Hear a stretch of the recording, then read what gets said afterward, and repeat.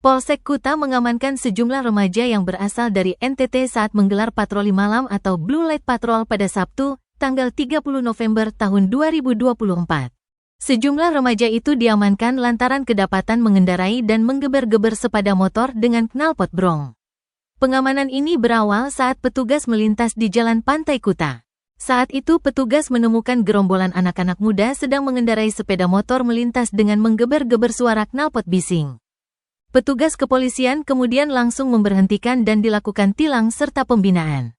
Terlihat sejumlah anak-anak muda yang diamankan diberikan pembinaan dan diminta untuk menggeber kendaraannya di depan teman-temannya. Kapolsek Kuta AKPI Ketut Agus Pasek Sudina dalam apel memerintahkan unit di lapangan untuk melakukan penindakan terhadap kendaraan yang tidak sesuai spesifikasi. Unggahan tersebut pun mendapat beragam respons warganet di media sosial. Nah, bagaimana pendapat kalian terkait penggunaan knalpot brong? Tulis di kolom komentar.